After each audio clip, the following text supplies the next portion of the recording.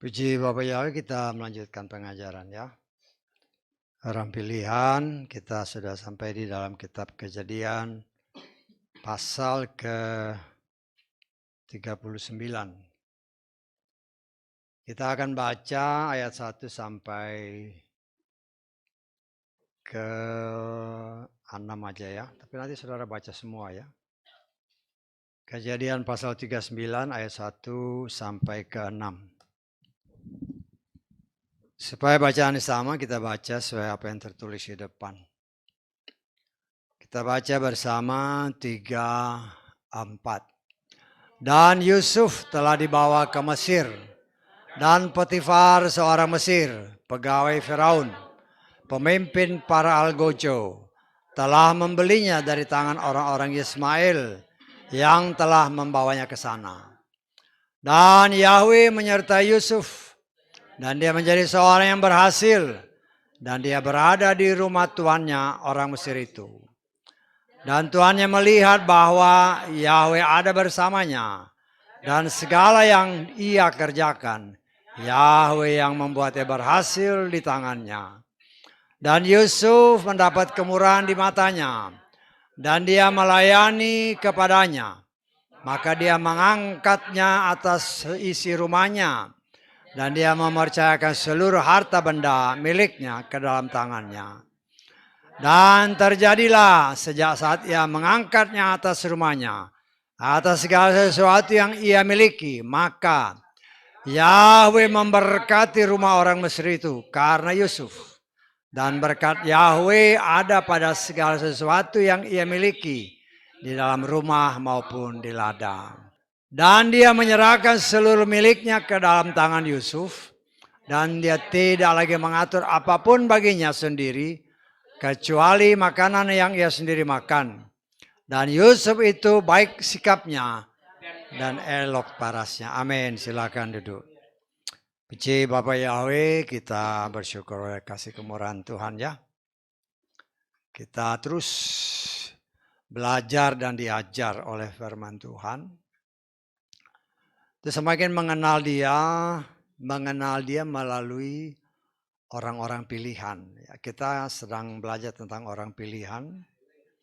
Dan kita tahu orang pilihan itu tidak lepas juga dari berbagai macam permasalahan dan pergumulan. Ya, walaupun namanya orang pilihan. Dan kita sudah belajar tentang Yusuf. Yusuf adalah anak sulung dari istri yang sangat dikasihi, yaitu Rahel. Ya, Rahel, jadi dia anak sulung dari si Rahel, istri yang sebenarnya memang itulah yang diminta sama si Yusuf, sama si Yakub ya. Karena ketika dia pergi ke Padan Aram sana bertemu dengan keluarga atau kakak keluarga daripada Rahel, yaitu si Laban. Yang dia minta itu kan si Rahel, tetapi yang dikasih si Lea. Dan bersamaan dengan dikasihnya Lea, dikasih juga pembantu, ya. Sehingga akhirnya Yakub yang tadinya saya pribadi atau saya menafsirkan, Yakub yang tadinya hanya berpikir punya satu istri, akhirnya dengan seizin Tuhan dia punya 4 istri atau 2 istri 2 gundik.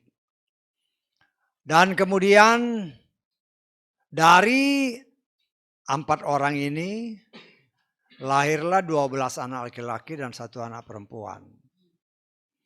Dan kita tidak merasa heran apabila firman Tuhan yang telah kita baca di dalam kitab Kejadian 37 kalau saya nggak salah. Yakub itu sangat mengasihi si Yusuf. Kenapa? Walaupun di sini dalam ayat-ayat dikatakan, kalau kita kembali Kejadian 37 ayat ketiga ya. Kejadian 37 ayat 3. Tetapi Yesrael mencintai Yusuf lebih daripada semua anaknya. Karena baginya dia adalah anak pada masa tuanya. Dan dia telah membuatkan baginya jubah panjang. Ya. Kalau kita langsung copy paste saja dari apa yang dikatakan ini. Loh, anak yang benar-benar masa tuanya itu kan si Benyamin. Betul nggak? Nah, saya percaya atau saya menafsirkan. Ya. Kenapa Yusuf lebih dikasih dari si Benyamin? Ya. Pertama, Yusuf ini anak pertama dari orang yang dia cintai, istri yang dia cintai. Loh, kenapa Benyamin dia benci?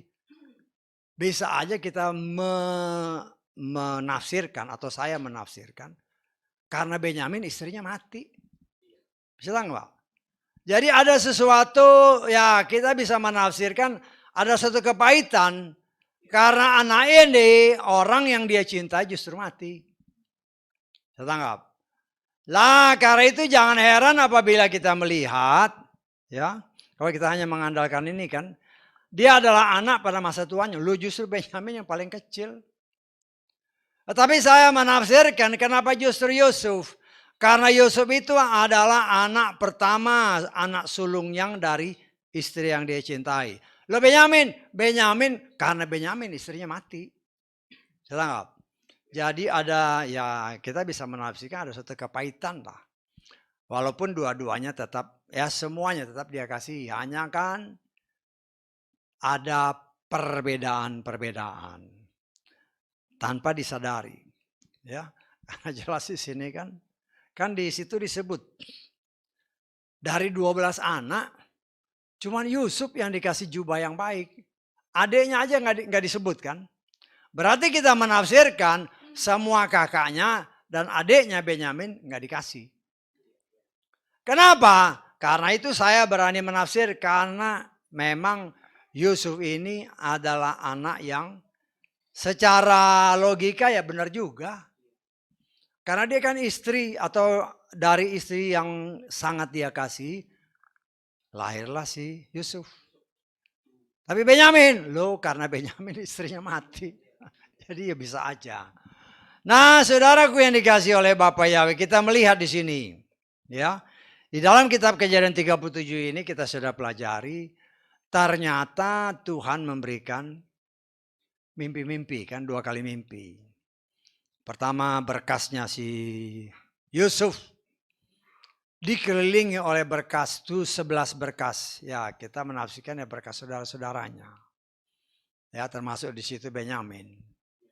Sujud kepada berkas si Yusuf. Ya. Kemudian yang kedua, mimpi yang kedua. Dikatakan oleh firman Tuhan, matahari, bulan dan 11 bintang-bintang juga sujud kepada dia. Nah, saudaraku yang dikasih oleh Bapak Yahweh. Kita percaya, ya kita harus ingat ya bahwa saya menafsirkan. Mimpi itu bisa dari Tuhan. Pertama. Tapi juga bisa dari setan. Atau yang ketiga, ya karena kepikiran sendiri, karena jiwa sendiri. Ya. Tetapi saya percaya apa yang Tuhan berikan kepada Yusuf itu mimpi dari Tuhan. Ya. Tuhan memperlihatkan kepada Yusuf, walaupun pada saat itu dia saya percaya, Yusuf nggak ngerti kenapa berkasnya berdiri, kok berkas saudara-saudaranya menyembah kepada berkasnya. Kenapa matahari dan bulan serta 11 bintang-bintang sujud kepada dia. Dia nggak ngerti. Ya. Tetapi sebenarnya Tuhan sedang mengungkapkan kepada Yusuf sebagai orang yang saya percaya. Ya. Dipilih Tuhan untuk memelihara keturunan daripada si Yakub. Karena dunia ini kan dibiarkan ya seolah-olah dibiarkan Tuhan ya berjalan apa adanya. Ya, apa adanya dalam arti kata walaupun berjalan biasa ya tapi semua tetap dalam kontrol Tuhan. Sehingga kalau saya boleh menafsirkan termasuk cuaca ya jalan biasa aja, normal aja. Tetapi akan ada saatnya nanti ya, di mana Tuhan campur tangan, ada masa kekeringan yang ada di daerah sekitar Timur Tengah situ, yang membuat orang mencari makanan. Ya, tapi itulah cara Tuhan. Tuhan adalah saya menggambarkan Tuhan itu sebagai sutradara yang luar biasa. Ya.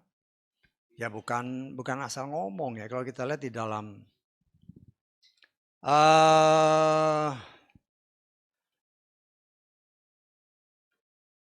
Yesaya 46 ayat 10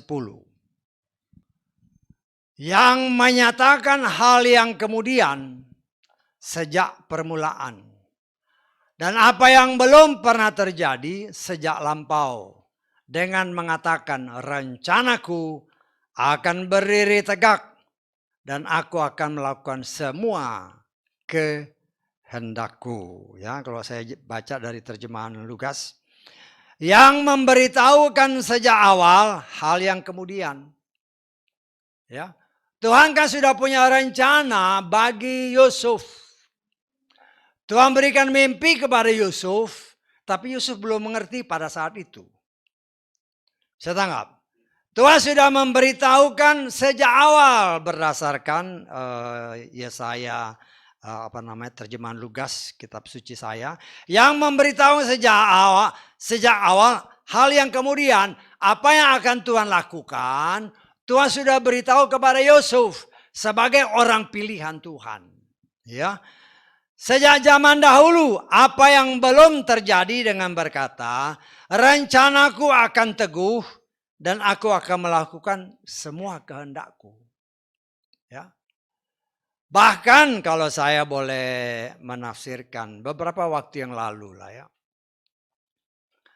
Dikenal semacam suatu penemuan oleh orang-orang, saya percaya para teolog atau orang-orang yang ahli dalam kitab Torah ya. Khususnya orang-orang Yahudi, para ahli kitab. Ya. Orang-orang yang mempelajari firman Tuhan. Titik, koma, tanda-tanda. Ingat ya, dalam bahasa Ibrani banyak tanda-tanda.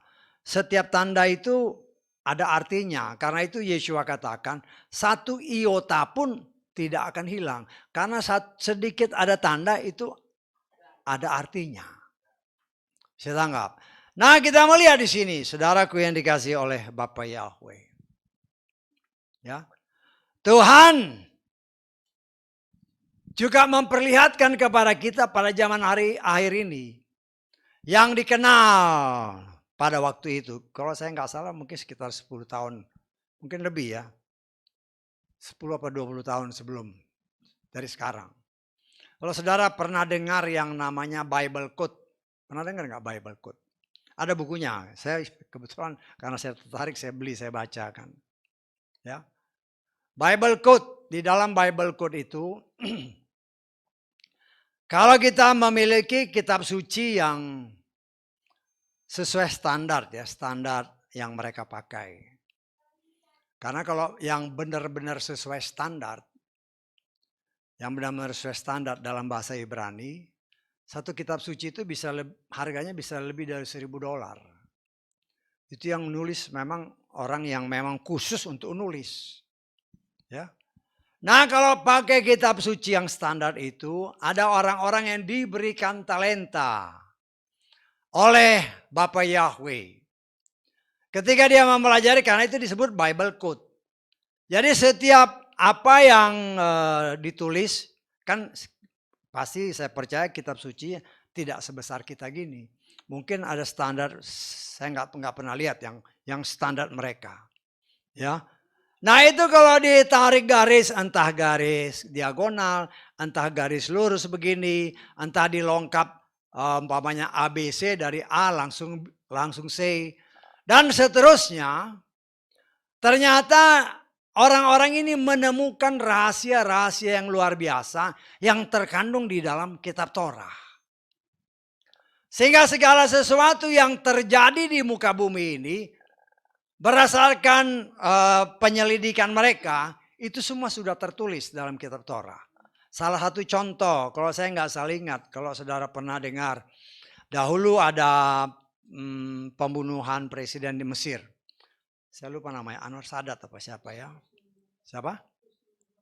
Ya, pokoknya salah satu lah, saya lupa. Ternyata waktu mereka selidiki ada tertulis di situ. Termasuk juga kalau saya tidak salah ingat Presiden Kennedy. Itu tertulis dengan kode-kode gitu. Ya. Saya percaya bukan tanpa alasan. Bisa tangkap maksud saya. Saya percaya itu bukan tanpa alasan karena ada tertulis. Kita lihat ya. Di dalam Mazmur 139. Ayat ke-16. Matamu sudah melihat selagi aku bakal anak. Perhatikan ini. Pada kitabmu akan dituliskan seluruh hari-hari mereka dibentuk. Meski belum ada satupun di antara mereka. Dalam terjemahan Lugas. Ya. Matamu sudah melihat selagi aku bakal anak. Dalam kitabmu semuanya tertulis. Hari-harinya akan dibentuk. Meski belum ada satupun daripadanya. Berdasarkan ayat ini dan buku ataupun penemuan para ahli kitab yang tadi saya sebut, saya percaya. Match itu, ketemu. Bahwa menurut firman ini, semua kejadian di muka bumi ini sebenarnya sudah tertulis dalam kitab Torah. Dan saya mengimani itu pun hidup kita pun sudah tertulis di sana. Hanya kita nggak tahu cara nyarinya gimana. Bisa tangkap saya? Karena itu sudah dibuktikan. Orang-orang terkenal ternyata semua ada tertulis. Ya, ya bisa aja sekarang ini kan orang-orang yang namanya yang sebagai penemu itu mereka sedang menggali. Kapan sih akhir zaman? Bisa aja kan? Karena apa yang mereka temukan itu menggenapkan apa yang dikatakan kitab Mazmur. Karena itu saya pun percaya sebagaimana apa yang terjadi kepada si Yusuf. Ya. Tuhan sudah berikan mimpi bahkan 2 kali. Ya. 2 kali yang kalau kita lihat mimpinya itu kira-kira mirip. Ya. Kira-kira mirip. Pada saat dia mimpi, ya. Pada saat si Yusuf ini mimpi, pada waktu itu dia belum mengerti apa makna mimpi itu, ya. Akan tetapi, ya. Kemudian nanti berdasarkan pengalaman dia, maka timbullah hikmat yang luar biasa yang diberikan kepada Yusuf ketika dia mengartikan mimpi si Firaun. Ya, kita lihat. Kita lengkap dulu maju. Kita baca di Kejadian 41. Kita baca ayat 32. Kejadian 41 ayat 32. Perhatikan ayat ini. Karena pengulangan mimpi itu sampai 2 kali kepada Firaun. Itu berarti bahwa hal tersebut telah ditetapkan oleh Elohim dan Elohim sedang bersiap untuk melakukannya. Bisa tangkap artinya? Kan Yusuf dikasih mimpi sampai 2 kali kan? Tetapi waktu dia dapat mimpi itu dia belum ada hikmat akan ini. Nanti waktu Firaun mimpi 2 kali baru dia ingat mimpinya. Bisa tangkap? Karena itu keluarlah kata-kata ini. Ya. Dan di sini kita melihat saudaraku yang dikasih oleh Bapa Yahweh. Bapa Yahweh sangatlah luar biasa. Ya. kita harus melihat ini kan rencana Tuhan. Sebagaimana tadi Mazmur 139 dan Yesaya 46. Ya. Tuhan sudah punya rencana dari kedua mimpi yang dimimpikan dalam kitab Kejadian 37. Kita bisa melihat bahwa Tuhan punya rencana untuk mengangkat Yusuf. Sebagai kepala, sebagai pemimpin, ya dalam lingkungan keluarganya. Lah untuk menjadi kepala, untuk menjadi pemimpin, kalau kita mengartikan secara bebas, ya, Yusuf akan dipakai oleh Tuhan bagi keluarganya, khususnya bagi lingkungan kakak-kakaknya, untuk sebagai orang yang memberikan bekal makanan, berkas gandum. Gandum kan makanan. Mereka datang tunduk kepada Yusuf. Artinya untuk mendapatkan gandum, mereka harus tunduk kepada Yusuf. Tetapi mimpi yang kedua, matahari dan bulan. Dan 11 bintang-bintang. Matahari adalah penguasa atau terang penguasa siang. Bulan dan bintang-bintang penguasa malam. Artinya kita bisa menafsirkan bahwa Yusuf berdasarkan mimpi yang Tuhan berikan, Tuhan sedang mempersiapkan dia sebagai seorang penguasa dunia. Karena Mesir waktu itu dianggap sebagai penguasa dunia. Lah untuk dapat mencapai apa yang Tuhan sudah mimpikan, kalau dia tetap sama bapaknya, dia tidak mungkin jadi. Saya tangkap. Kalau Yusuf tetap tinggal sama bapaknya di Kanaan, tidak mungkin dia jadi. Karena itu sesuai dengan apa yang dikatakan oleh firman Tuhan, kalau kita perhatikan dengan baik-baik di dalam kitab Yesaya tadi, dikatakan oleh firman Tuhan di sana, kita lihat ya Yesaya 46. Yesaya 46 ayat 10 tadi kita lihat. Kita baca yang bawahnya aja, bagian B. Rencanaku akan berdiri tegak dan aku akan melakukan semua kehendakku. Dalam terjemahan Lukas, rencanaku akan teguh dan aku akan melakukan semua kehendakku. Tuhan punya rencana berdasarkan mimpi. Tuhan berikan mimpi kepada Yusuf. Dari dua mimpi itu, Tuhan punya kuasa untuk menggenapkan apa yang dia sudah berikan kepada Yusuf. Bisa ditangkap? Ya. Tetapi Tuhan juga tahu kalau dia tetap di Kanaan, nggak mungkin dia jadi raja. Nggak bisa. Ya. Apalagi dia ini kan anak papi. Anak manja dia ini. Ya. Walaupun dia rajin, dia kan ikut juga menggembalakan domba-domba bapaknya. Bersama kakak-kakaknya. Tetapi namanya anak manja, anak bapak, anak papi. Kerja dilihat kakaknya males dilaporin. Ya kan, anak manja nih kan. Wah dia laporin ada berapa? 10.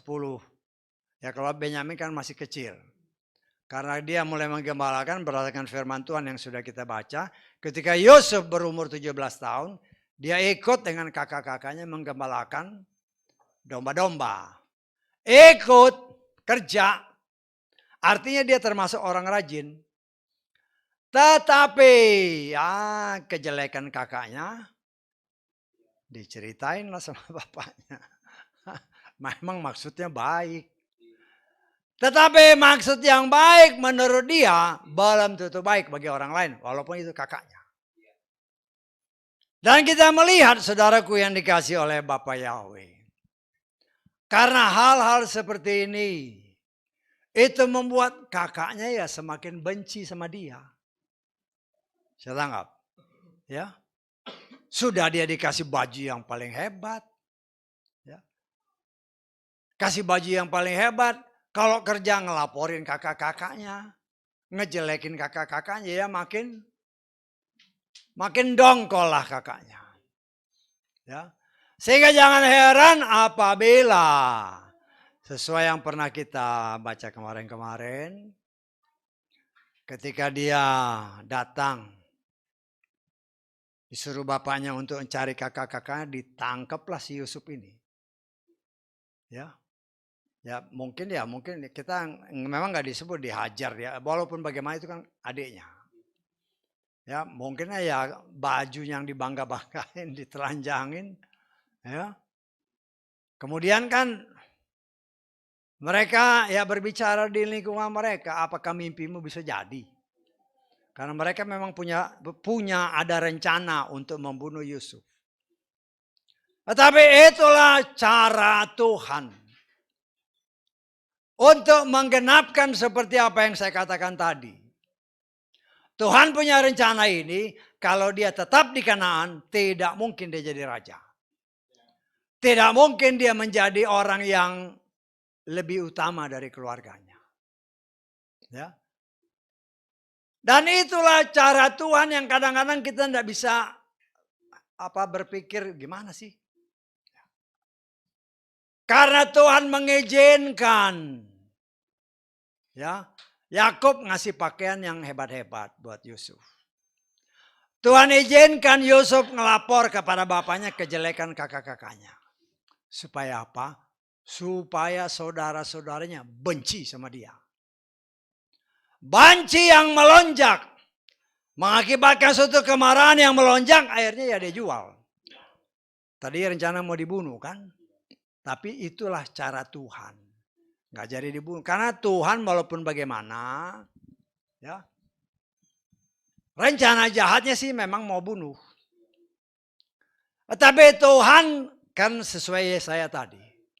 Tuhan kalau sudah punya rencana, itu harus jadi. Memang kakak-kakaknya membenci dia, bahkan punya niat untuk bunuh. Tapi Tuhan punya cara untuk mencegah jangan sampai Yusuf terbunuh. Kalau Yusuf terbunuh kan mimpi itu nggak jadi. Tuhan punya cara. Sehingga akhirnya Yusuf bukan dibunuh, dimasukin ke sumur, kemudian dijual kepada rombongan para di sini. Kalau dikatakan di sini orang-orang Yismail ya, dikatakan oleh firman Tuhan di dalam bacaan yang tadi kita baca, kan jelas ya. Yusuf telah dibawa ke Mesir dan dibeli oleh Potifar, pegawai istana Firaun, kepala Algojo dari tangan orang-orang Ismail. Kalau kita mau urut dari Abraham, lahir Ismail kan. Dari Abraham, lahir Ishak. Dari Ishak, lahir Yakub. Dari Ismail, lahir ini. Ini keluarga masih dekat. Betul nggak? Ini mungkin ya Abraham itu sama-sama kakeknya. Golongannya ya sama-sama kakeknya. Walaupun Ismail memang jauh lebih tua. Karena kan Abraham dapat Yitzhak kan setelah dia umur 100 tahun. Tetapi dia dapat si Ismail waktu umur 86 tahun. Jadi perbedaan usia antara Ismail dengan Yitzhak itu kurang lebih 14 tahun. Tapi kan saudara bisa bayangkan, saya percaya ini hubungannya masih sangat dekat, tapi kok kayaknya udah gak kenal lagi. Karena Ismail sudah melepaskan diri, udah pergi jauh. Udah pergi jauh. Ya. Dan di sini kita melihat, walaupun kita bisa menafsirkan, ini kan pasti hubungannya masih dekat. Karena jelas dikatakan ini keturunan Ismail. Ismail itu kan, kalau boleh saya katakan, itu omnya si Yusuf kan. Betul nggak?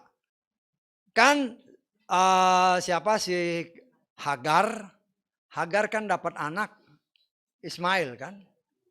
Terus Yitzhak dapat anak Yakub gini kan. Betul nggak?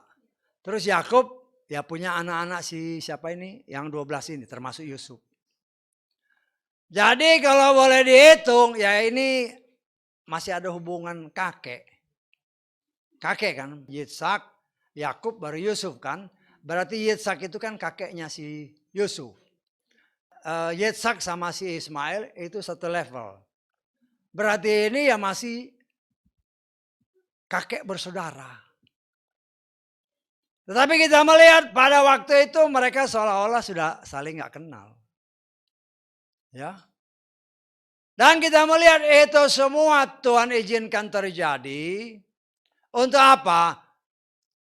Tuhan mau menggenapkan apa yang sudah dia rencanakan.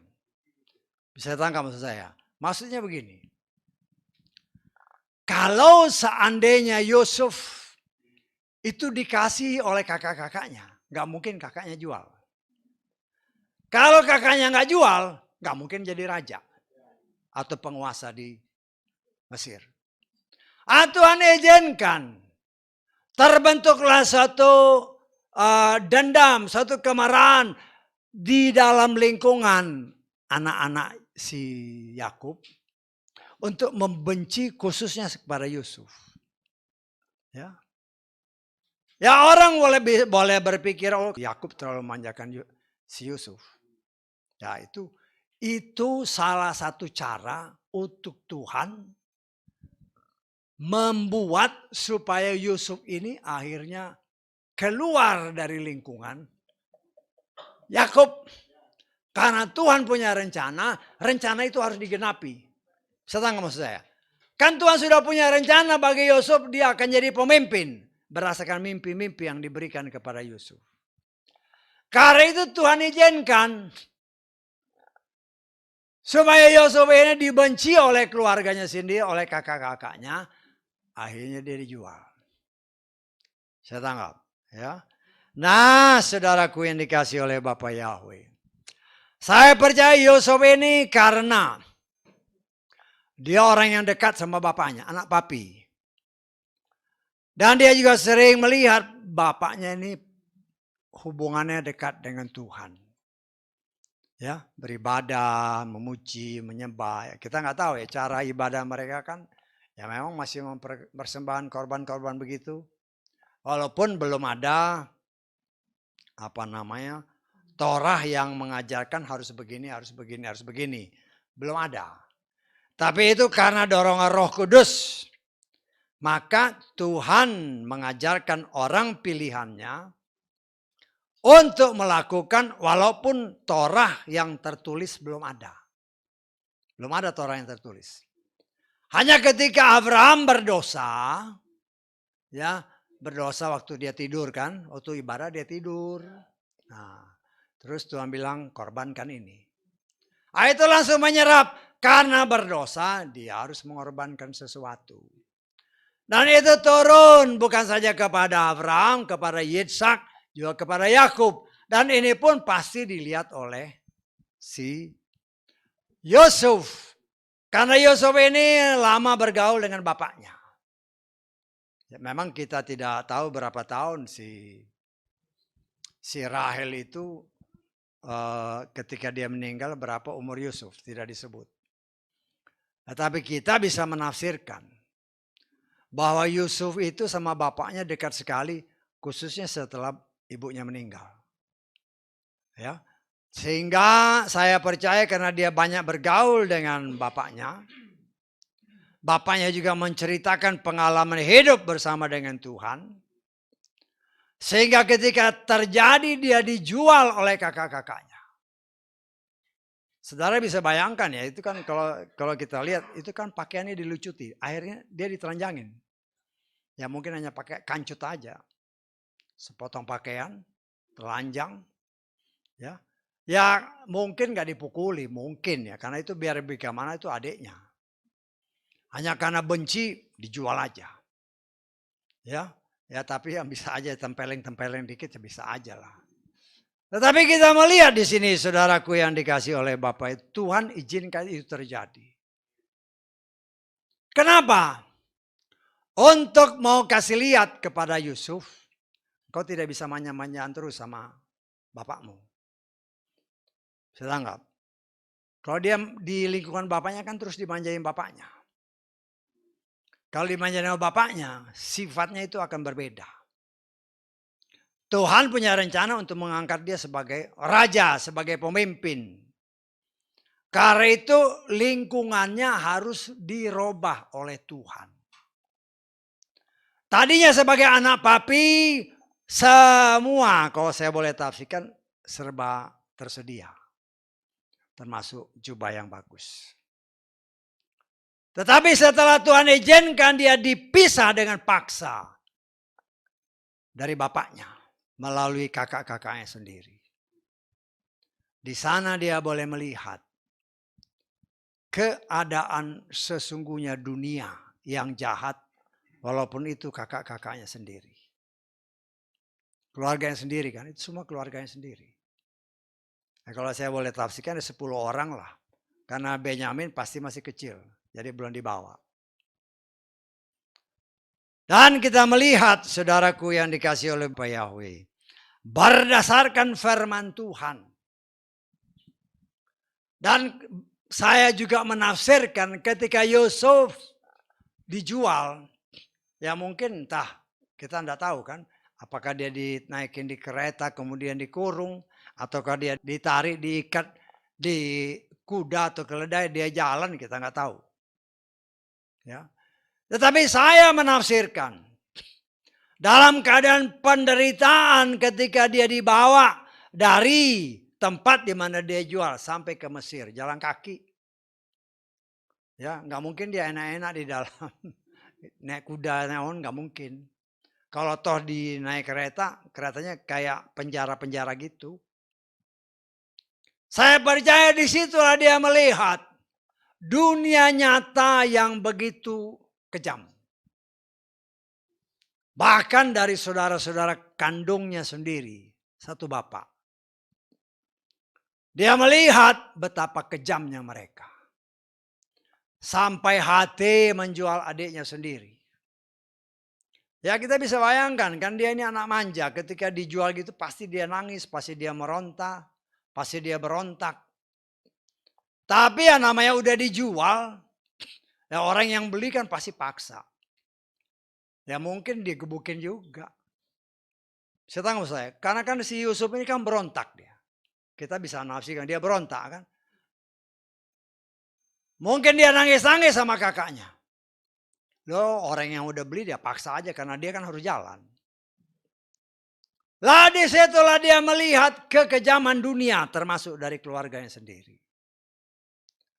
Tetapi karena hubungan saya menafsirkan. Karena dia mengenal Bapa Yahweh melalui bapaknya.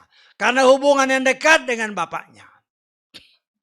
Saya percaya ketika dia menderita dia berseru kepada Tuhan. Loh enak aja. Loh karena ayatnya kita bisa diyakinkan di dalam ayat kedua. Dalam Kejadian 39. Yahweh menyertai Yusuf itu sudah suatu pegangan yang kuat. Walaupun dia dijual sebagai budak. Tetapi ayat ini menyatakan Yahweh menyertai dia. Kalau Yahweh menyertai dia, maka Tuhan pasti, ya sesuai dengan ayat-ayat firman ini kan. Dia menjadi seorang yang berhasil. Dan dia berada di rumah tuannya orang Mesir itu. Ya artinya kan dia jadi budak memang tidak dikurung. Bebas. Hanya ya kalau sekarang kan dibilang budak. Tapi kalau sekarang ini ya mungkin jadi pelayan lah, pembantu. Tapi pembantu paksa. Karena dibeli kan. Tetapi kita melihat. Saya percaya Yusuf ini termasuk orang yang rajin. Walaupun dia tinggal di rumah. Ya. Kenapa? Karena saya percaya dia itu orangnya dekat dengan bapaknya. Juga dekat dengan ibunya.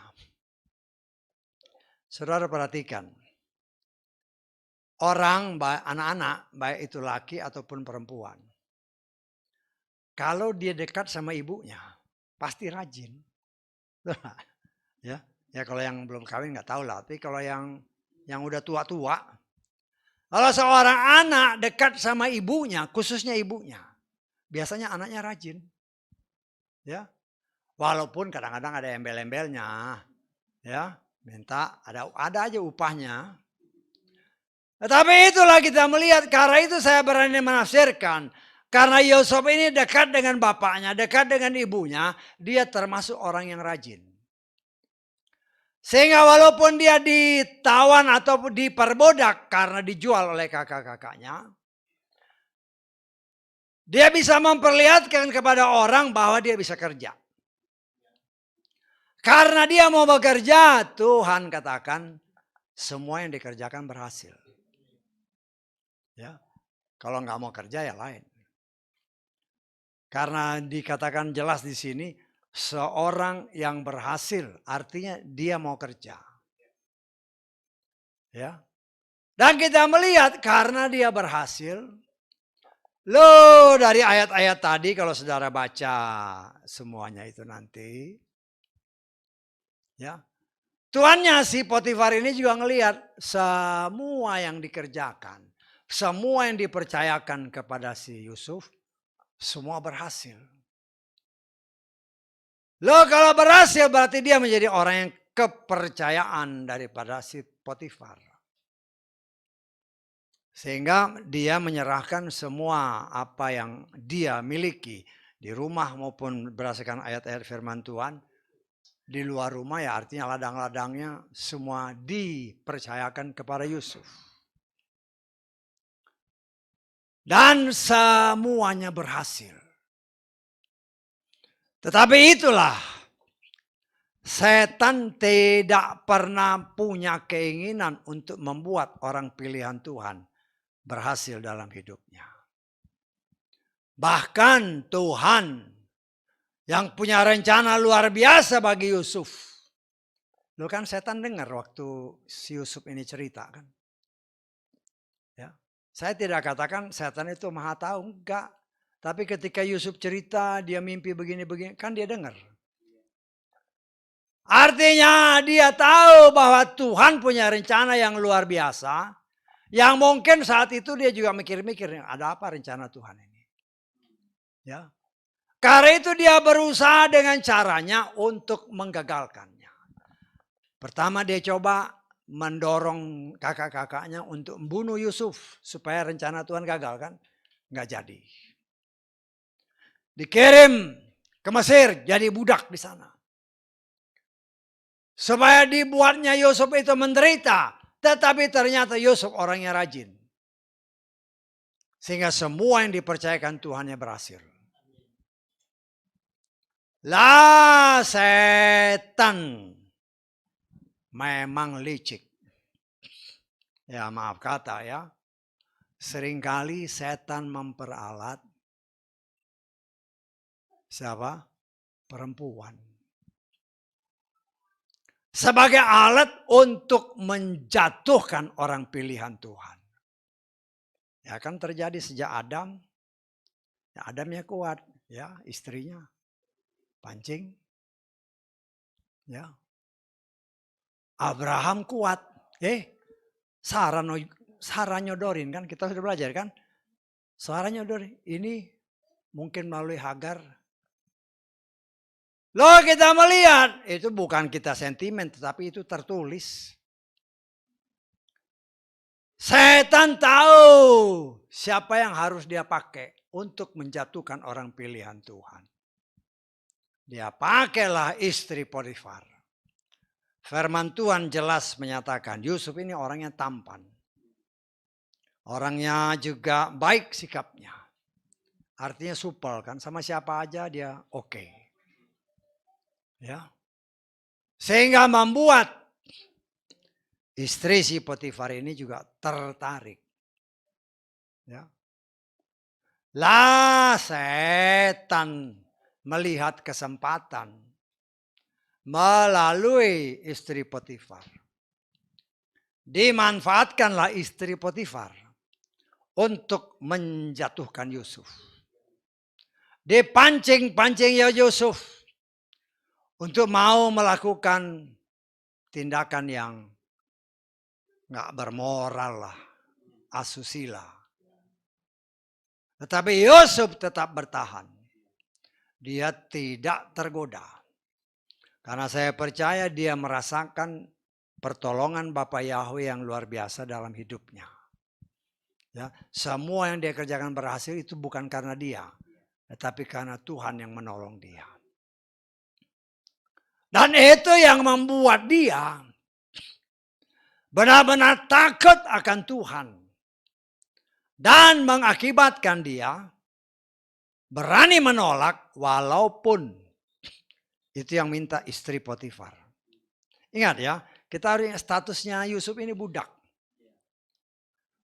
Sebagai seorang budak, apalagi zaman dulu. Apapun yang diminta tuannya itu harus dikabulkan. Saya tangkap, walaupun ini bukan Potifar tapi istri Potifar. Tetapi itu tetap budak istri Potifar. Lo istrinya minta. Karena Yusuf tahu ini sesuatu yang tidak benar dalam pandangan Bapa Yahweh. Dia tidak mau melakukannya.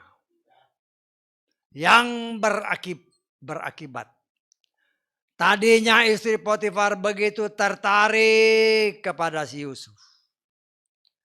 Tetapi ditolak terus, timbullah bukan ketertarikan tetapi kebencian. Karena merasakan, oh ini kok saya ditolak. Ini kan budak saya. Budak itu apa yang diminta tuannya harus dilakukan. Tetapi ini kok berani nolak. Dan saya percaya Yusuf berani nolak karena Tuhan yang dia sembah tidak mengajarkan dia untuk melakukan hal-hal seperti yang diminta oleh istri Potifar. Karena itu dia berani berkata kepada, kalau saudara baca semua, dia berani berkata kepada istri Potifar. Tuanku Potifar memberikan semua, dipercayakan kepadaku. Kecuali kau karena kau istrinya. Saya tangkap.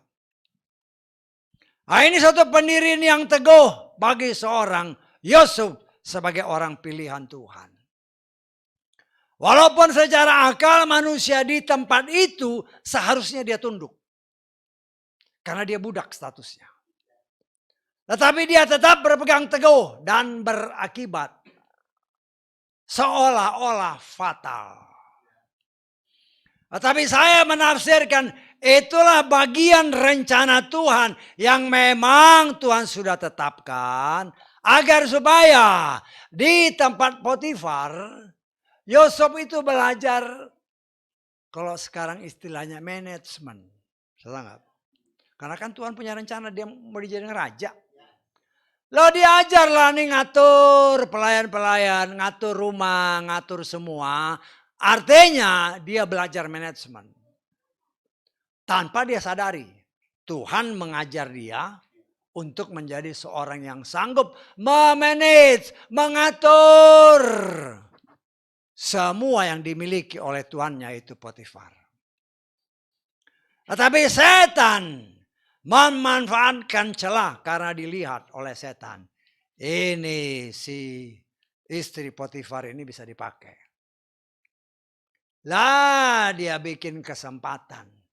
Ketika rumah sepi, disitulah terjadi hal-hal yang tidak diinginkan oleh Yusuf. Ya, dengan cara seolah-olah memaksa Yusuf. Dan Yusuf berontak. Tetapi sayangnya bagian daripada pakaiannya tertinggal di tangan istri Potifar. Berdasarkan pakaian ini, laporlah kepada Potifar. Ini nih budakmu. Lo wajar kalau Potifar mendengar dari istrinya. Tentu dia marah. Itu wajar. Saya tangkap saya. Semua orang pasti menerimanya dengan kewajaran. Terlepas bahwa itu fitnah atau tidak fitnah. Karena biar bagaimanapun Yusuf itu budak. Tentu Potifar lebih percaya kepada istrinya daripada kepada budak. Sehingga ketika istri Potifar bercerita kepada suaminya, ya tentu dia percayalah. Ya. Dia percaya karena ada buktinya, kan ada barang bukti nih pakaiannya. Ya. Dan di sini kita melihat seolah-olah setan berhasil, seolah-olah. Tetapi itulah bagian rencana Tuhan. Di rumah Potifar, Yusuf belajar manajemen. Dan karena tuduhan, dia melakukan hal yang tidak baik kepada istri Potifar. Akhirnya dia dimasukkan ke penjara di istana. Ya, dikatakan, kita lihat di dalam ayat ke-19.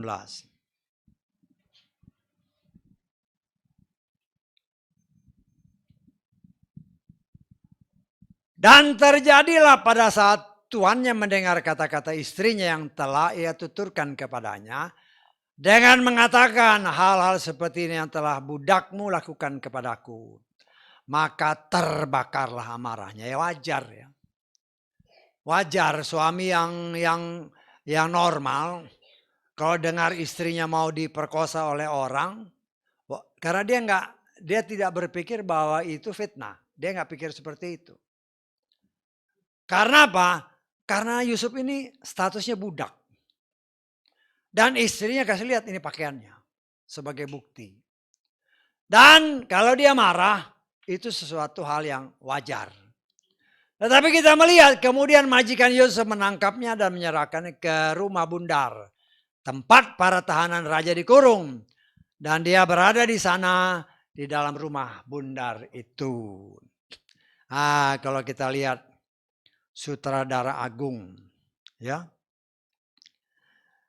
dari tanah Kanaan, Yusuf nih, Yusuf dari tanah Kanaan, karena Tuhan sudah punya rencana, Tuhan izinkan dia dijual oleh kakak-kakaknya ke tempat yang sudah semakin dekat dengan Mesir, dengan kerajaan Mesir.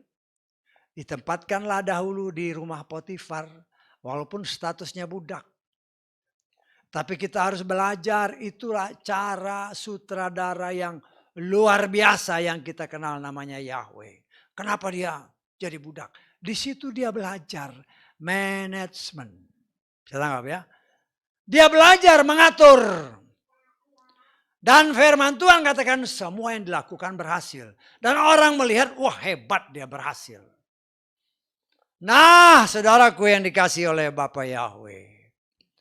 Karena sebab yang Tuhan izinkan, karena kalau dia hanya di rumah Potifar, nggak bakal jadi. Setengah maksud saya, nggak bakal jadi ya, jadinya ya kepala budak-budak aja. Tuhan mau lebih. Antu bisa naik ke tempat yang sudah Tuhan rencanakan, sebagaimana tertulis dalam Mazmur 139 dan Yesaya 46 tadi.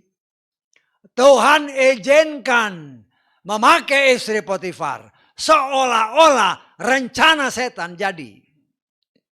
Tetapi Tuhan punya cara untuk membela akan Yusuf. Ya mungkin dia digebukin ya, karena kan kalau lihat baca ini kan si Potifar marah besar. Ya mungkin digebukin. Ya. Mungkin pokoknya diperlakukan yang tidak manusiawi. Karena wajar, dia itu budak. Jadi kalau dia disiksa itu wajar-wajar aja. Tetapi kemudian Bapa Yahweh dengan rencananya ini dipindahkan ke istana. Walaupun penjara. Tuhan punya rencana yang sangat luar biasa. Yang kadang-kadang bagi kita kok begini. Ya. Nah, kita lihat di sini saudaraku yang dikasih oleh Bapa Yahweh. Di penjara pun ternyata berdasarkan pengalaman yang dia lakukan di tempat Potifar. Saya percaya itu bukan waktu yang sedikit ya. Karena dia waktu berdasarkan firman Tuhan, dia pergi sama kakak-kakaknya menggembala itu umur 17 tahun. Umur 17 tahun. Nah, kita melihat mungkin dia di rumah Potifar mungkin sekitar 5-6 tahun bahkan mungkin lebih. Ya kalau kita mau cek dengan hitung-hitungan ya bisa aja. Ya. Tapi kita melihat di sini. Ketika dia dipindah ke penjara istana. Dalam pikiran orang, ini tadi kan dia masih kepala budak. Masih bebas. Saya tanggap. Tetapi setelah dimasukin di penjara dia nggak bebas lagi. Ya lingkungannya ya hanya di penjara. Tetapi kita melihat cara Tuhan luar biasa walaupun di penjara. Dia tetap bekerja dengan sungguh-sungguh. Sehingga kepala penjaranya percaya sama dia. Ya. Artinya dia bisa mengambil hati kepala penjara. Semua urusan penjara karena berdasarkan pelajaran yang dia peroleh ketika dia ada di tempat Potifar, bisa memanage semuanya dengan baik. Sehingga dia disukai oleh kepala penjara. Nah, saudaraku yang dikasih oleh Bapak Yahweh. Sekarang apa artinya? Kan kita harus lihat itu kan. Apa maksud Tuhan dengan semua ini? Karena ini cerita orang pilihan Tuhan. Yang hidup ribuan tahun yang lalu. Ya, ribuan tahun yang lalu. Hampir 3.800 tahun yang lalu. Sedap ya, karena dari Abraham sampai Yeshua itu kan 2000 tahun. Yeshua sampai kita 2000 tahun. Jadi kalau Abraham terus Ishak, Yakub, ya kita kan boleh tafsir sekitar 3.800 tahun yang lalu. Kita belajar tentang orang pilihan Tuhan. Apa yang dapat kita petik dari sini? Kita sudah belajar bahwa akibat salah, ya kita bisa bilang salah. Salah di dalam mendidik anak-anak, Yakub terlalu membedakan. Ya, antara anak yang satu ini dengan anak-anak yang lain, 11 anak yang lain. Saya katakan 11 ya, termasuk kepada Benyamin dia agak bedain. Kenapa? Ya dengan tafsiran itu tadi. Karena Benyamin ini yang membunuh istrinya yang paling dia sayangi. Karena itu jangan heran kalau si Yakub ini memang hanya sayang kepada si Yusuf. Nah, saudaraku yang dikasih oleh Bapak Yahweh, kita melihat di sini. Sebagaimana apa yang terjadi pada Yusuf. Dan sebagaimana apa yang tadi saya ceritakan tentang Bible Code. Saya mengaminkan bahwa kisah hidup kita masing-masing itu sudah tertulis dalam kitabnya Tuhan. Sesuai dengan kitab Mazmur 139 tadi. Semuanya tertulis. Kita jangan melihat dari skop kecil. Kita melihat dari skop besar. Kenapa? Karena dia menyatakan semuanya tertulis tentang manusia. Jadi dia sudah tulis. Karena itu kalau kita pernah seringkali kita dengar. Tuhan sudah menetapkan mana orang pilihan yang diselamatkan dan mana yang akan dibinasakan. Kenapa? Itu sudah dia tulis semua. Hanya memang kita tidak tahu bagaimana cara membuka rahasia Tuhan. Bisa tangkap maksud saya? Karena ini bukan asal ngomong ya. Saya mengaminkannya. Karena memang ada, kalau saya nggak tahu sekarang buku itu masih ada apa. Nama judulnya Bible Code. Kalau saudara umpamanya pergi ke toko-toko buku Kristen, di situ ada penjelasan-penjelasan sedikit. Paling sedikit buat kita sebagai pengetahuan. Bahwa apa yang ditulis itu oleh para penulis itu menggenapkan Mazmur 139 dan Yesaya 46. Ya, ini bukan main cocokologi, memang harus dicocokin. Ya, kita harus cocokin, benar nggak ini? Dan itu memang terbukti dari orang yang membuat Bible Code ini. Itu memang terjadi. Ya. Nah, saudaraku yang dikasih oleh Bapak Yahweh. Kita sangat percaya. Kita sebagai orang pilihan Tuhan yang hidup pada akhir zaman. Tuhan pasti punya rencana yang sangat luar biasa. Yang dalam global besarnya kita bisa katakan Tuhan punya rencana untuk menyelamatkan kita.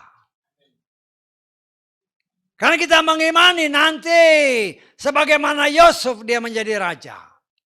Kita pun akan menjadi raja bersama dia nanti. 1000 tahun lamanya. 1000 tahun. Ya.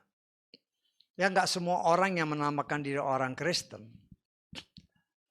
Yang kalau ditanya, tanya pengangkatan mereka bingung. Tanya memerintah 1000 tahun mereka bingung. Kenapa bingung? Karena tidak pernah mau membaca firman. Tetapi kita mengucap syukur oleh kasih kemurahan Tuhan. Dengan cara Tuhan, masing-masing kita yang dilahirkan dari keluarga besar kita, yang mungkin dengan segala macam kepercayaan yang ada pada mereka, oleh kemurahan Tuhan kita ditarik karena kita pilihan Tuhan. Dari perbudakan dunia ini sama seperti Yusuf. Ya. Untuk diproses oleh Tuhan. Tetapi selama kita menjalani hidup ini, ya katakanlah seperti di tempat Yusuf di tempat Potifar. Kita pun diajar oleh firman Tuhan. Untuk bisa memanage, mengatur hidup kita. Supaya berjalan sesuai dengan kehendaknya. Sesuai kehendaknya. Bukan kehendak kita. Ya, setelah kita sama seperti Yusuf setelah dikeluarkan dari sumur, kemudian dijual.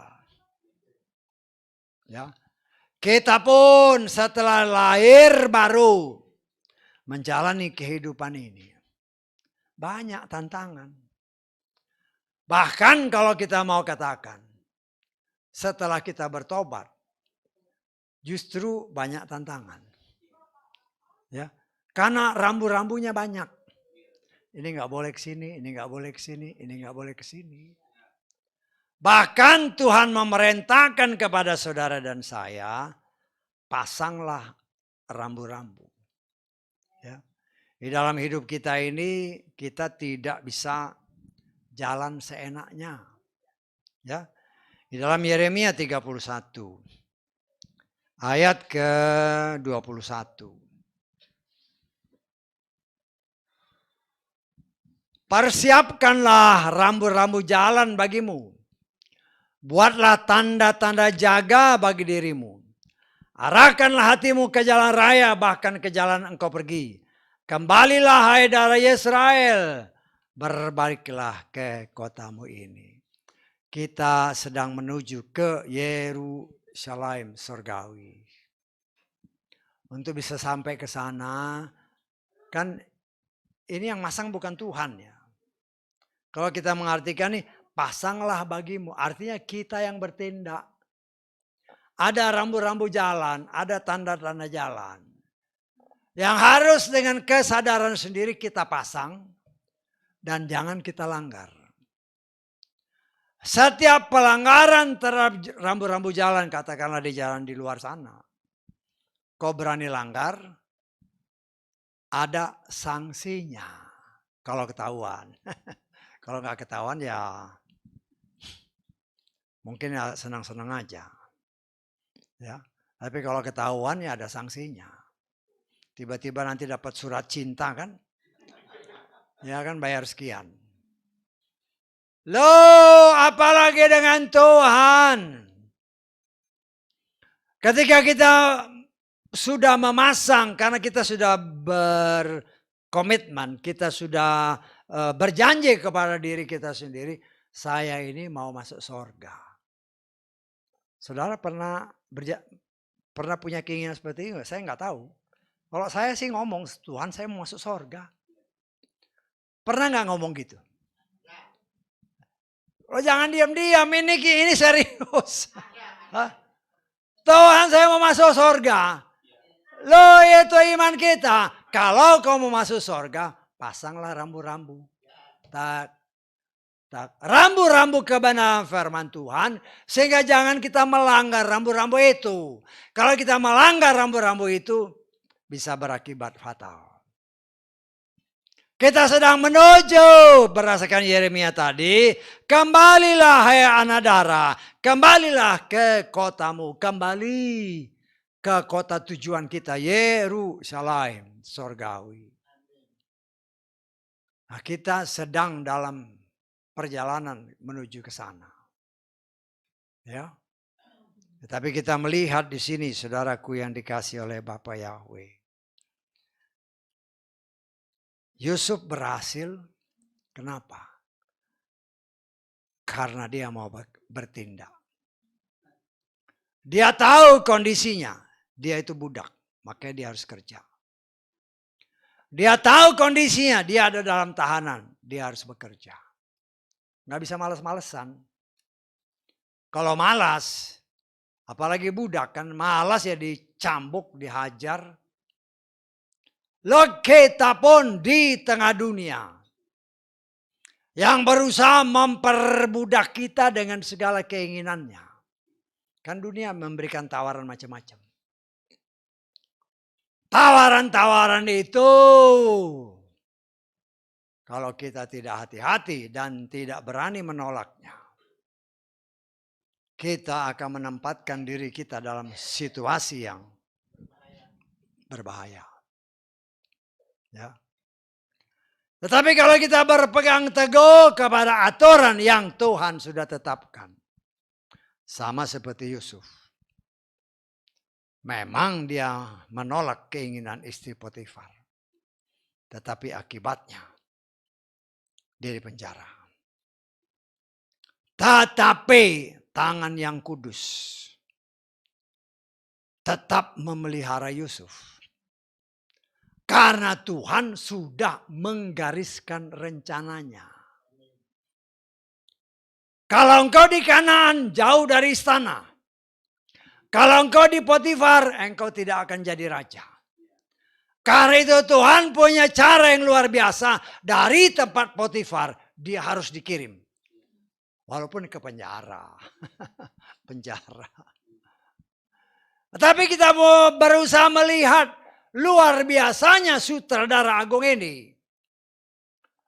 Untuk melaksanakan apa yang sudah dia rencanakan. Karena ada tertulis, rencana Tuhan tidak mungkin gagal.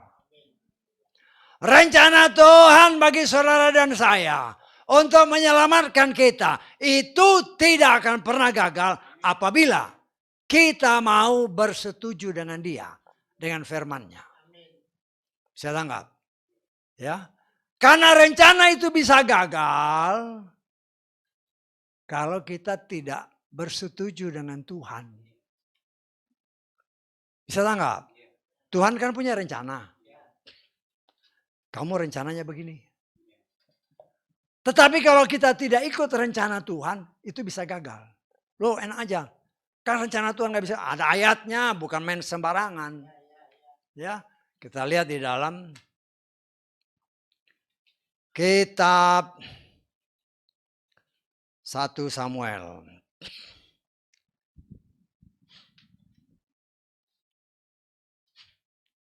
1 Samuel pasal 13. Kita baca mulai ayat 12 sampai 14 ya.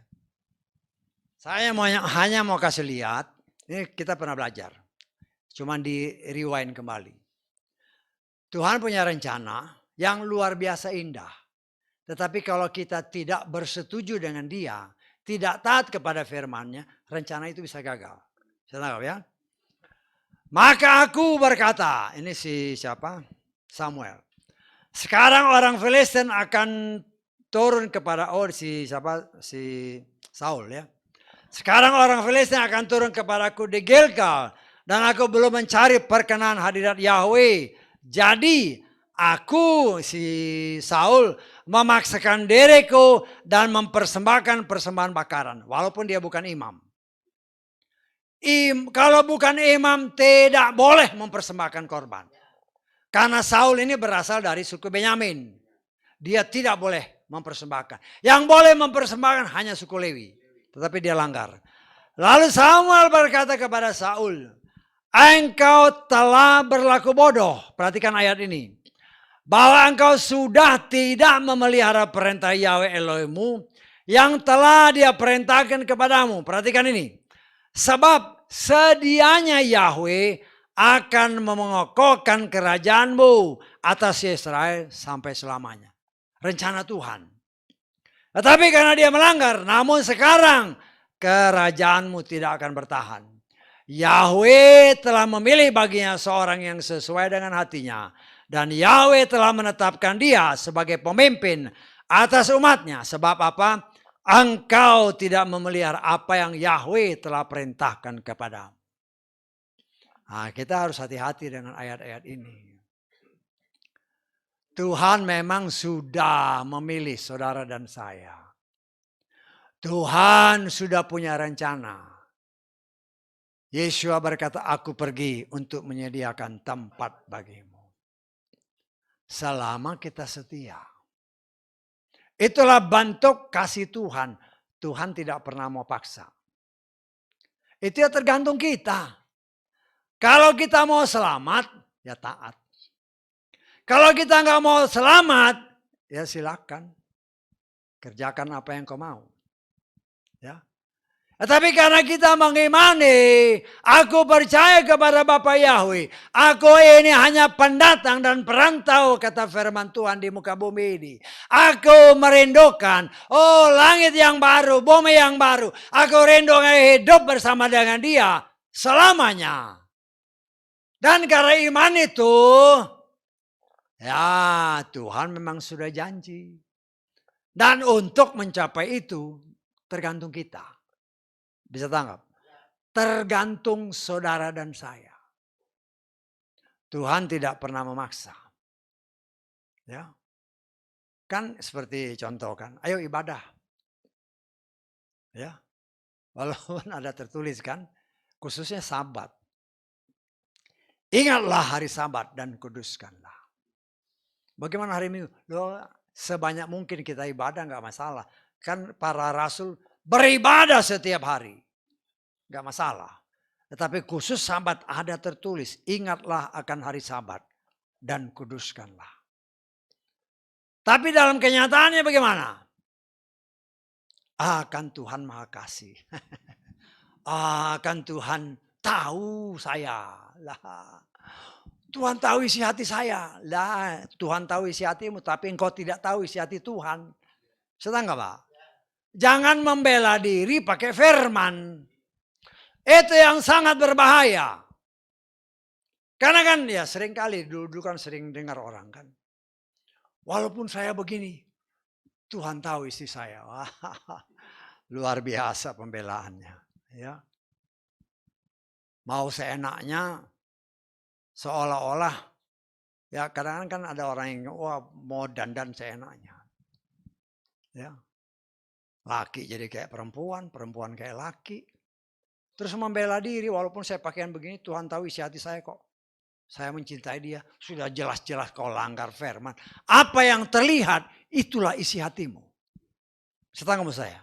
Loh kita ini tegas-tegas saja, karena ada tertulis, apa yang terlihat, itulah isi hatimu. Jadi jangan bela diri, jangan membodohi dirimu di hadapan Tuhan. Tidak bisa, karena segala sesuatu, kata Ibrani pasal 4, semua telanjang. Kita lihat Ibrani pasal keempat ayat ke-13.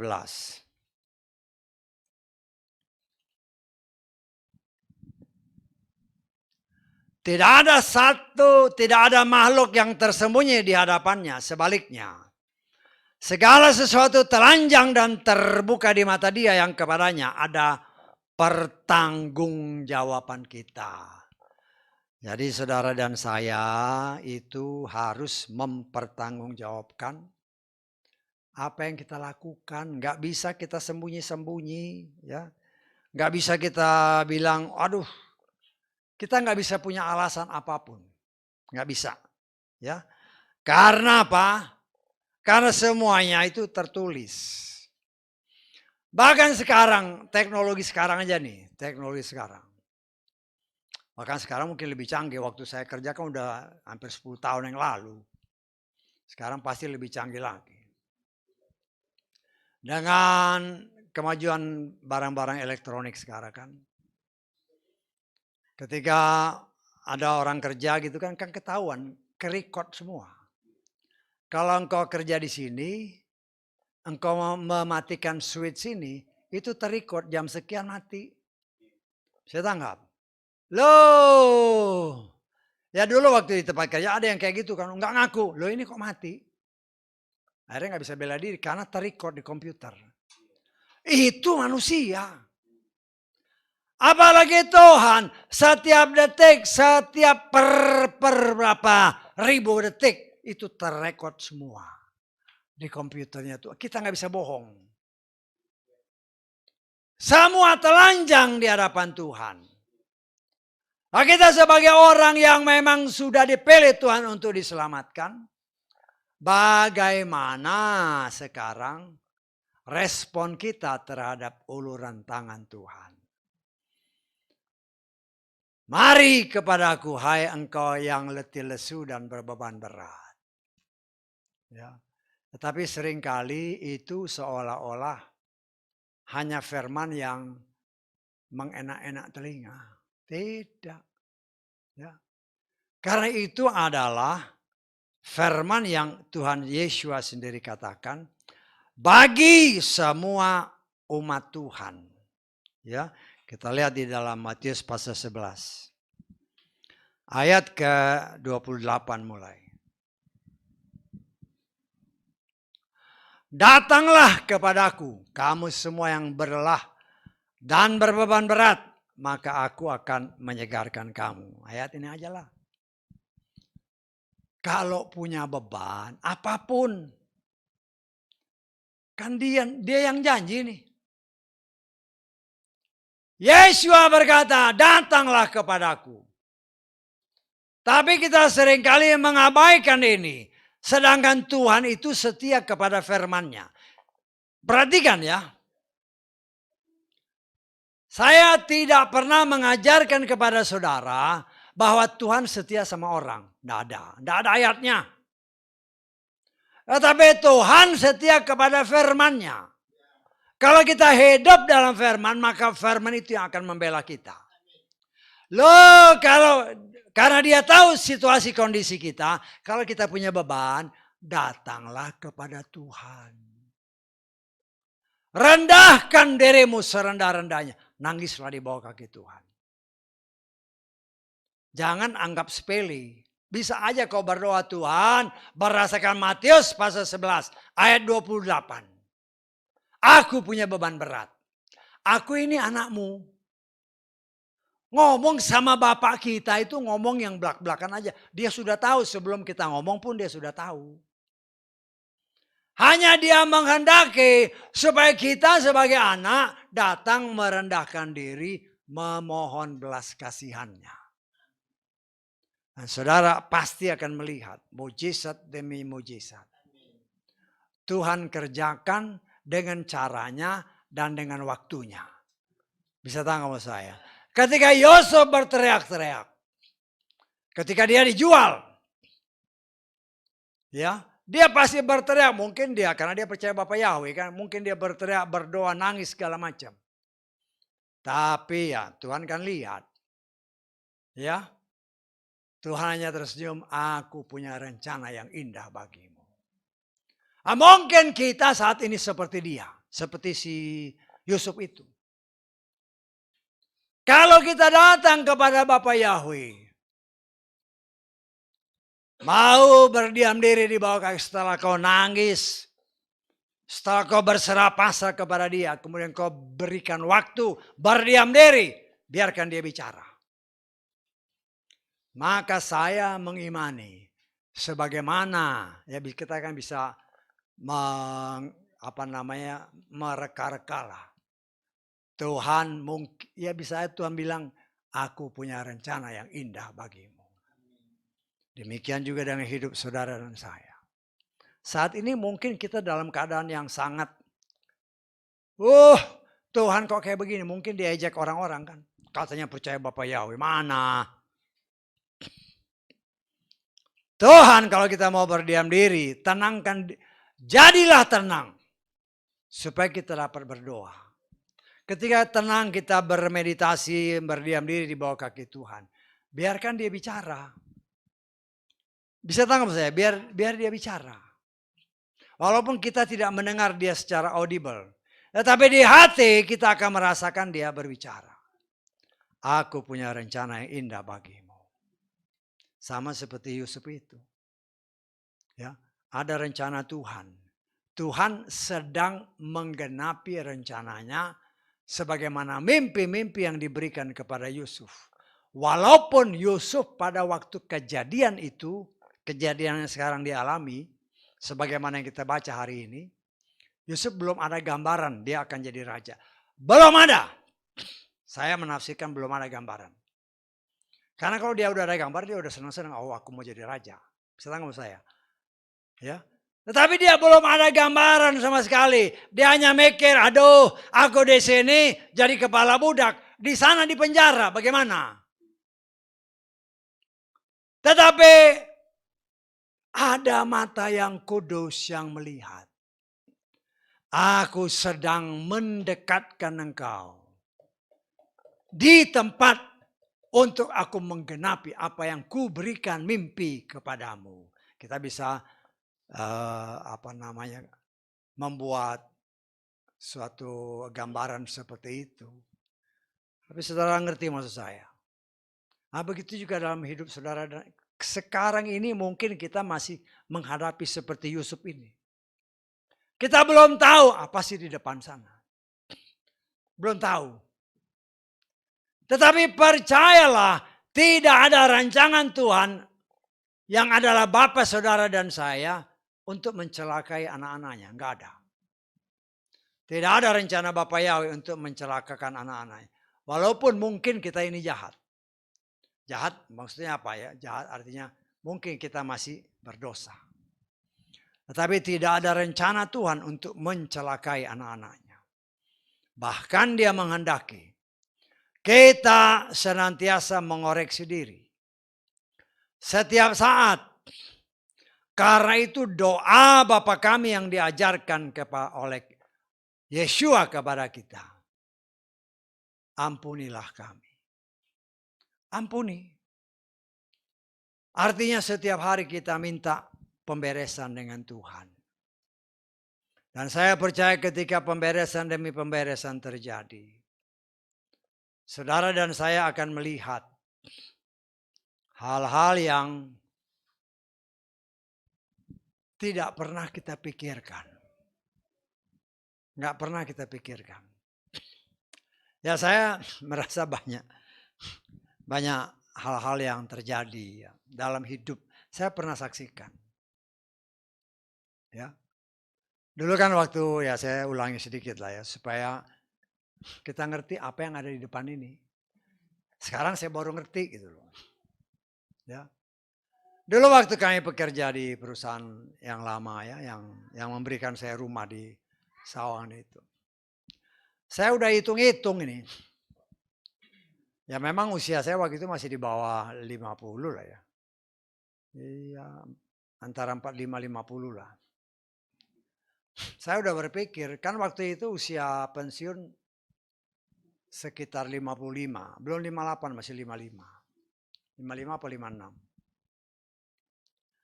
Saya punya anak 4 kan. Saya pikir ini anak saya yang paling kecil. Saya berpikir waktu itu, kalau aku pensiun pada usia itu, anakku ini baru mau tamat SMA kalau nggak salah. Ya. Terus kalau tamat SMA, aku udah nggak kerja. artinya penghasilan nggak kurang. Gimana anak ini sekolah? Nah itu kan wajar, pikiran sebagai orang tua wajar-wajar aja. Ya. Tetapi itulah cara Tuhan. Ya mungkin itu sebagai satu doa ya, walaupun saya berpikir itu, tapi kan Tuhan dengar. Tiba-tiba tanpa ada berita-berita yang macam-macam, perusahaan memutuskan memberikan pensiun dipercepat. Karena memang sahamnya mau dijual kan, jadi ditawarin siapa yang mau pensiun. Waduh, pensiun, waduh enak pensiun nih, duitnya kan gede, ratusan kan. Oh, ratusan juta ini, boleh juga nih. Langsung pensiun. Tahun berapa? 99 atau tahun 2000. Ya. Lah kemudian, itu lagi getol-getolnya melayani Tuhan, pergi kemana-mana. Ya, pergi kemana-mana pakai ongkos sendiri kemana-mana. Oh, menghamburkan uang yang ratusan juta itu untuk pelayanan, saking semangatnya. Pelayanan. Setelah berapa tahun, 2-3 tahun, lu duit dipakai pemasukan nggak ada. Aduh, kaget kan? Loh, gimana duitnya? Ya udah, pelayanan tetap pelayanan, ya termasuk pelayanan gereja ini kan. Waktu itu sih saya sering keluar kan, itu pelayanan keluar. Itulah cara Tuhan yang telah mengetahui apa yang ada dalam hatiku. Dengan cara Tuhan, tiba-tiba ada seorang teman, Pak ini ada kerjaan sini, ya udah kita gabung. Ya. Pergilah kerja di mana, di Jambi. Ya. Berapa tahun di Jambi, cat. Ya, anak-anak masih bisa sekolah kan, karena ada duit yang support. Lo sekarang mau masuk kuliah. Kuliah kan enggak 100-200 jutaan. Cara Tuhan yang luar biasa. Tiba-tiba ada panggilan dari luar kan. Di interview ya secara ngomong aja gini. Saya bilang ya asal gajinya sekian oke, nggak masalah. Saya masih kerja di Jambi, terus saya ambil cuti. Cutinya 2 minggu.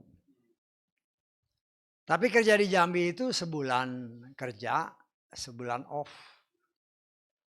Ditambah cuti 2 minggu, ya lumayan 6 minggu kan. Selama waktu cuti ini, saya pergi kerja di sana. Di Myanmar sana, di Petronas. Perusahaan minyak kayak Pertamina-nya Malaysia. Saya harus ngecek dulu. Meyakinkan bahwa tempat itu enak buat kerja. Karena kalau kerja nggak enak, ya repot. Karena waktu itu, ya sampai sekarang ya, Myanmar itu dikuasai oleh militer. Bahkan sekarang lebih buruk lagi. Kuasai militer, terus sipil, terus militer lagi, dikup lagi nih. Sampai sekarang, itu makanya lebih parah. Loh, oleh kasih kemurahan Tuhan, saya kerja di sana. Ya walaupun sebulan di sana, sebulan di sini. Oleh kemurahan Tuhan, apa yang aku bingungkan beberapa tahun yang lalu, anakku yang bungsu selesai sekolah. Bahkan oleh kemurahan Tuhan dia bisa terus sampai S2. Lumayan kan. Ya setelah itu ya bebas kan. Yang penting anakku ada 4 anak, 3 S2, 1 ya karena dia kawin dia pergi ke Kalimantan sana ya nggak bisa melanjutkan. Sempat kuliah beberapa bulan udah mau tinggal akhir-akhir malah dia pergi ke sana, ya sudah nggak jadi. Tetapi itulah yang saya mau kasih lihat kepada saudara dan saya. Kita kadang-kadang tidak tahu rencana Tuhan. Dan kita melihat karena pekerjaan itu pun kita bisa dapat tempat ini. Saya tanggap. Kalau saya kerja di sini nggak mungkin saya bisa beli ini. Nggak mungkin. Bisa tanggap? Karena ya terus terang aja. Yang kita dapat di sini itu cuman 1/10 dari apa yang kita dapat di luar. Loh, artinya kalau saudara juga tergerak, anak-anak muda, nggak apa-apa, set keluar sana. Cari yang baik kalau Tuhan berkenan. Ya berdoa aja. Ya. Nah, kita kan nggak tahu rencana Tuhan. Waktu saya lagi off, tiba-tiba ditelepon, Pak. Ya langsung telepon pakai ngomong bahasa Inggris kan. Ya, oke, tawar-menawar aja. Saya minta gaji sekian. Oh oke Pak, bisa. Ya udah berangkat. Itu cara Tuhan, bukan cara saya. Karena Tuhan punya rencana. Termasuk untuk gedung ini. Dan artinya itu rencana memang sudah Tuhan tetapkan seperti itu. Tergantung kita. Di dalam kita menjalani ini. Mau nggak kita tetap bertahan di dalam rambu-rambu yang kita harus pasang sendiri. Bukan berarti kita sudah 100% pure, 100% kudus. Tidak. Kita masih ada kelemahan-kelemahan. Tetapi jangan kelemahan itu membuat kita semakin down. Tapi anggap kelemahan, anggap kejatuhan, buat mendorong kita semakin naik. Saya tanggap. Ada pepatah katakan kan, selangkah mundur tapi 2 langkah maju. Nah itulah yang Tuhan kehendaki supaya kita maju.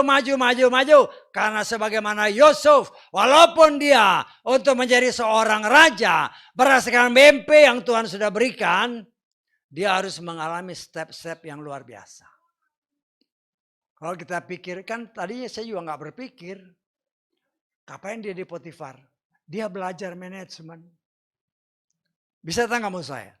Dia belajar manajemen, diterapkan dalam penjara. Walaupun lingkungan yang lebih mencekam. Tetapi nanti kita melihat, kalau kita setia sebagaimana Yusuf, upah yang besar sudah Tuhan siapkan. Karena itu saudaraku yang dikasih oleh Bapak Yahweh, semua bukan tergantung Tuhan. Seperti kata Samuel kepada Saul, jangan bodoh. Engkau bodoh, rencana Tuhan bisa dialihkan kepada orang lain. Karena kebodohan Saul, maka berkat yang memang tadinya untuk Saul, Tuhan alihkan kepada si Daud. Karena itu mari saudaraku, mengertilah kehendak Tuhan dengan benar. Mari kita maju bersama-sama. Kita belajar orang-orang pilihan, bukan hanya asal belajar. Kita memetik apa yang baik dan yang tidak baik sebagai pengajaran untuk jangan kita melakukannya. Haleluya, amin. Mari kita bangkit berdiri.